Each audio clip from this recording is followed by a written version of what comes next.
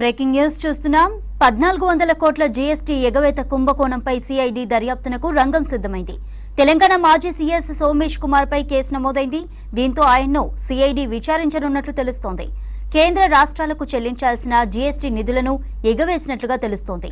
GST పన్ను చెల్లింపు మోసంలో సోమేష్ కుమార్ కుట్ర ఉన్నట్లు ఆధారాలున్నాయి. ఈ కుట్రలో అప్పటి ప్రభుత్వ పెద్దల ప్రమేయం కూడా ఉన్నట్లు తెలుస్తోంది. ఈ కేసులో సీబీఐ విచారణ చేయాలని బీజేపీ డిమాండ్ చేస్తోంది. ఇదే ఇష్యూపై మనీ డీటెయిల్స్ ధనరాజ్ లైవ్ ద్వారా అందిస్తారు. ధనరాజ్, జీఎస్టీ ఎగవేత కుంభకోణం కేసుపై అప్డేట్స్ ఏంటి? ఈ జీఎస్టీ కుంభకోణ వ్యవహారంలో మాజీ సీఎస్గా ఉన్నటువంటి సోమేష్ కుమార్ పైన కేసు నమోదు కావడం ఒక పెద్ద చర్చనీయాంశం అని చెప్పొచ్చు. ఎందుకంటే తెలంగాణ ఏర్పడిన తర్వాత ఒక మాజీ ఐఏఎస్ అధికారి పైన కూడా ఈ కుట్ర కోణం కావచ్చు, అదేవిధంగా కుంభకోణాలకు పాల్పడిన వ్యవహారంలో ఆయన పైన కేసు నమోదైంది. ఆ తర్వాత ఈ కేసును సిఐడికి బదిలీ చేస్తూ కూడా దర్యాప్తు కొనసాగుతుంది. అయితే గత ప్రభుత్వ హయాంలో చూసినట్టయితే ఏదైతే రాష్ట్ర ప్రభుత్వానికి అదేవిధంగా సెంట్రల్ గవర్నమెంట్కు చెల్లించాల్సినటువంటి జీఎస్టీ ఏదైతుందో ఆ రెవెన్యూని అంతా కూడా రాష్ట్ర ప్రభుత్వానికి రాకుండా కూడా నష్టం చేకూర్చడంలో సుమారుగా 1400 కోట్ల రూపాయల మేరకు నష్టం వాటిల్లిందంటూ కూడా ఇటు కమర్షియల్ ట్యాక్స్ అధికారులు ఇచ్చినటువంటి ఫిర్యాదు మేరకు ఎఫ్ఐఆర్ నమోదైంది. ఆ తర్వాత ఈ కేసు కూడా సిఐడికి బదిలై ఆ తర్వాత దర్యాప్తుకు కూడా ఆదేశాలు ఇవ్వడం జరిగింది. ఈ క్రమంలో దర్యాప్తుకు సంబంధించినటువంటి వ్యవహారాలపైన ఇప్పటికే సిసిఎస్ పోలీసులు ఏదైతే కేసు నమోదు చేశారో ఆ కేసు నమోదు ఆధారంగా కూడా ఇప్పటికే దొరికినటువంటి ఎవిడెన్సులు అయితే గత బీఆర్ఎస్ ప్రభుత్వంలో స్పెషల్ చీఫ్ సెక్రటరీగా ఉన్నటువంటి సోమేష్ కుమార్ నేతృత్వంలో ప్రభుత్వంకు సంబంధించినటువంటి జీఎస్టీ కావచ్చు, అదేవిధంగా కమర్షియల్ ట్యాక్స్ సంబంధించినటువంటి వ్యవహారంలో ఏదైతే ఇన్పుట్ ట్యాక్స్ ఉందో ఆ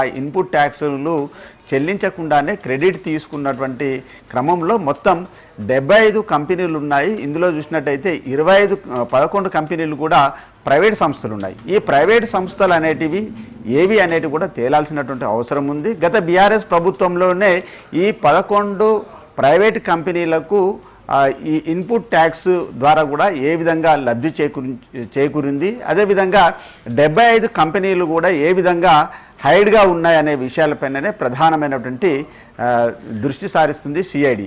మొత్తం మీద కూడా ఇలాంటి కంపెనీలకు సంబంధించి ఏదైతే రాష్ట్ర ప్రభుత్వానికి రావాల్సినటువంటి కమర్షియల్ ట్యాక్స్ చెల్లింపు వ్యవహారంలో సోమేష్ కుమార్ ప్రత్యేకంగా ఒక ఇనిషియేటివ్గా ఒక వాట్సాప్ గ్రూప్ని ఏర్పాటు చేసి అందులో అప్పుడున్నటువంటి కమర్షియల్ ట్యాక్స్ అధికారులైనటువంటి విశ్వేశ్వరరావు కావచ్చు, అదేవిధంగా శివరాం ప్రసాద్తో పాటుగాను కొన్ని టెకీ కంపెనీలకు సంబంధించి అంటే హైదరాబాద్ ఐఐటి కంపెనీతో పాటుగాను ఈ ఫ్లియాంటో కంపెనీలు మానిటరింగ్ కొనసాగిస్తున్నాయి. ఇవన్నీ కలిసి కూడా మొత్తం పెద్ద ఎత్తున కుట్రకోణంలో రాష్ట్ర ప్రభుత్వానికి 1400 కోట్ల రూపాయల మేరకు నష్టం చేకూర్చేలాగా కూడా పెద్ద కుట్ర జరిగిందనే విషయాలపైననే కమర్షియల్ ట్యాక్స్ అధికారులు గుర్తించారు. దానికి సంబంధించి ఏదైతే సోమేష్ కుమార్ ప్రత్యేకంగా ఇనిషియేటివ్గా వాట్సాప్ ద్వారా జరిగినటువంటి చాటింగ్ కావచ్చు, అదేవిధంగా కన్వర్జేషన్ ద్వారా కూడా ఏ కంపెనీలను హైడ్ చేశారు, అదేవిధంగా రాష్ట్ర ప్రభుత్వానికి రావాల్సినటువంటి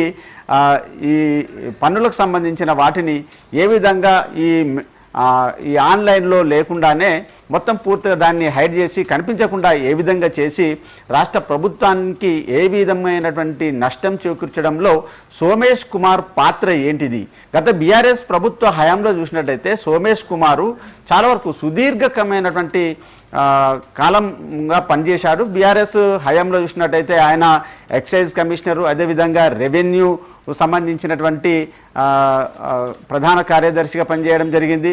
అంతేకాకుండా ఆయన ఐఏఎస్గా చూసినట్టయితే ఏపీకి సంబంధించినటువంటి క్యాడర్కు చెందిన వ్యక్తి అయినప్పటికీ కూడా తెలంగాణలో చాలా సుదీర్ఘంగా పనిచేయడం జరిగింది. ఆయన చాలా వివాదాస్పదంగా కూడా తెలంగాణ రాష్ట్రానికి అంటే ఏపీకి కేటాయించినప్పటికీ కూడా తెలంగాణలోనే పనిచేస్తానంటూ కూడా ఆయన క్యాట్ని ఆశ్రయించడం, ఆ తర్వాత మొత్తం మీద కూడా క్యాట్కి సంబంధించి రాష్ట్ర హైకోర్టు వేసినటువంటి పిటిషన్ల ఆధారంగా మొత్తానికి ఆయనను చివరిగా చూసినట్టయితే ఏపీకి అలకేట్ చేసింది. ఆ తర్వాత అక్కడ కూడా చేరి ఆ తర్వాత ఆయనకు పోస్టింగ్ తీసుకొని మొత్తం మీద అక్కడ పని చేయకుండానే వాలంటీర్ రిటైర్ తీసుకొని తిరిగి మళ్ళీ ఇక్కడ తెలంగాణలోనే ఉన్నటువంటి బీఆర్ఎస్ ప్రభుత్వానికి కూడా సలహాదారుగా పనిచేయడం జరిగింది. అంతేకాకుండా సోమేష్ కుమారు చూసినట్టయితే బీఆర్ఎస్ ప్రభుత్వం సంబంధించినటువంటి వ్యవహారాలనే కాకుండా అంతేకాకుండా రాజకీయకు సంబంధించినటువంటి పార్టీ వ్యవహారాలలో ఆయన చాలా అత్యంత కీలకంగా వ్యవహరించడం, రాష్ట్ర రాజకీయకు సంబంధించినటువంటి పార్టీ వ్యవహారాలలో బీఆర్ఎస్కి సంబంధించినటువంటి పార్టీలలో ఆయన కీలక వ్యక్తిగా వ్యవహరిస్తూ చాలా వరకు స్టేజీకి సంబంధించినటువంటి షోలో కూడా ఆయన కనిపించేవాడు. మొత్తం మీద ఒక రాజకీయ నాయకుడి లాగానే వ్యవహరించేవాడనే వివాదాస్పదుడిగా కూడా ఆయన పైన ముద్ర కూడా ఉంది. అయితే సోమేష్ కుమార్ చూసినట్టయితే గత బీఆర్ఎస్ ప్రభుత్వానికి సలహాదారుగా పనిచేయడము, అదేవిధంగా రెవెన్యూ ప్రిన్సిపల్ సెక్రటరీగా పనిచేయడము, అంతేకాకుండా ఎక్సైజ్ శాఖకు సంబంధించినటువంటి పనిచేసినటువంటి క్రమంలోనే మొత్తం ఓ వైపున చూసినట్టయితే గత బీఆర్ఎస్ ప్రభుత్వ హయాంలో చూసినట్టయితే టానిక్ ఏదైతే లిక్కర్ స్కామ్ ఉందో దానిలో కూడా పెద్ద ఎత్తున గవర్నమెంట్కు జిఎస్టీని కోట్లాది రూపాయలు ఎగవేత వేయడంలోనే సోమేష్ కుమార్ పాత్ర ఏ విధంగా ఉంది. అంతేకాకుండా ఇప్పుడు రాష్ట్రానికి రావాల్సినటువంటి కమర్షియల్ ట్యాక్స్ సంబంధించినటువంటి వ్యవహారంలో చూసినట్టయితే ఇప్పుడు బిగ్ లీఫ్ అనే ఒక సంస్థ ద్వారా 25.5 కోట్ల రూపాయలను పన్నులను ఎగవేస్తూ కూడా మొత్తానికి ఈ పెద్ద ఎత్తున రాష్ట్ర ప్రభుత్వానికి నష్టం చేకూర్చేలాగా వ్యవహరించింది.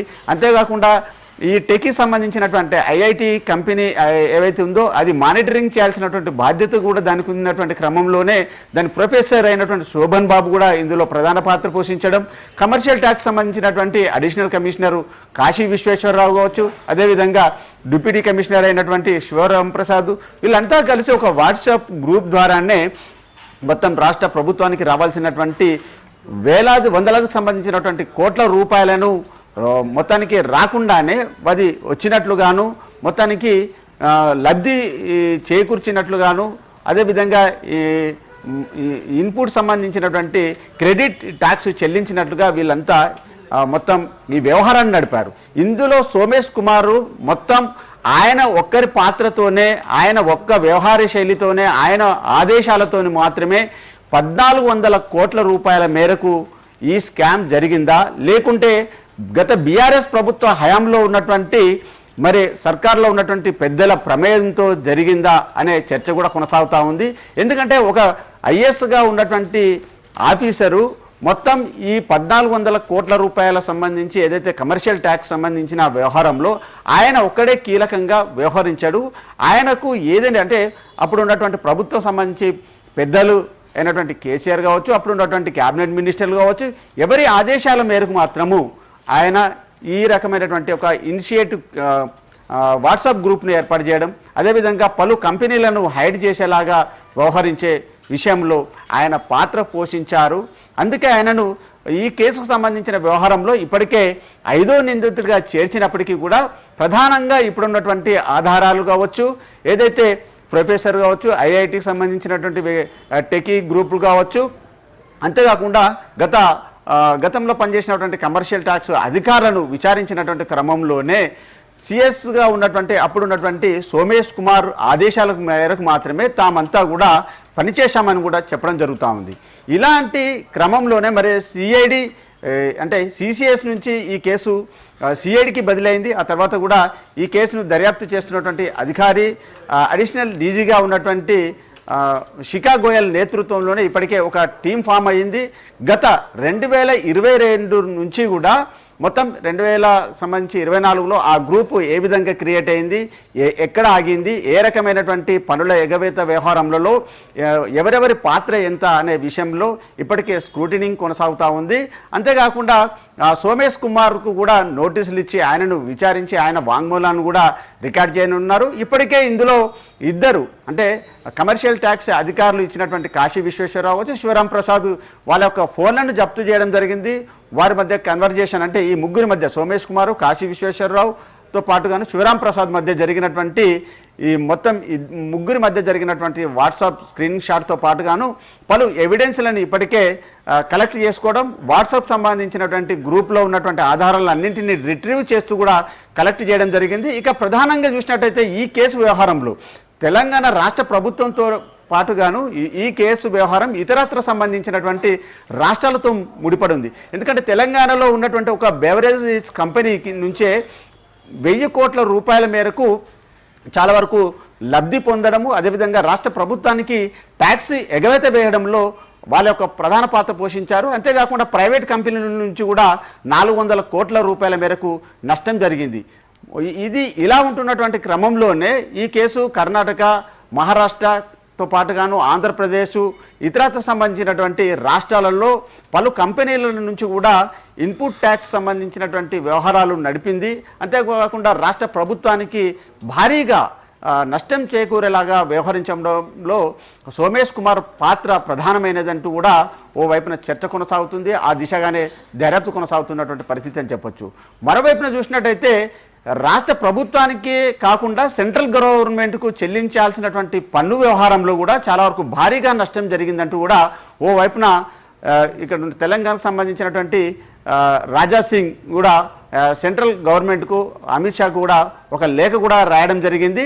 దీనిపైన సిఐడి దర్యాప్తే కాదు, సెంట్రల్ గవర్నమెంట్ అయినటువంటి సిబిఐ చేత కూడా దర్యాప్తు చేయాలంటూ కూడా ఓ ప్రధానమైనటువంటి డిమాండ్ కొనసాగుతుంది.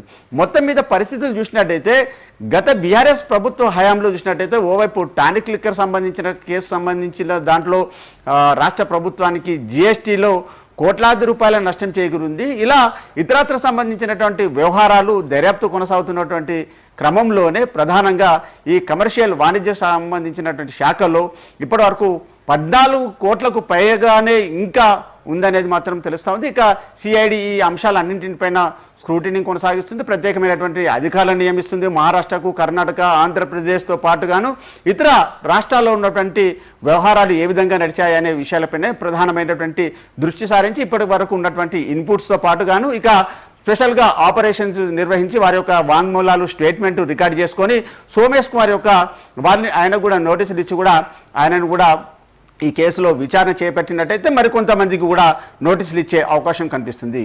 Chandrika. Right, thank you Dhanraj.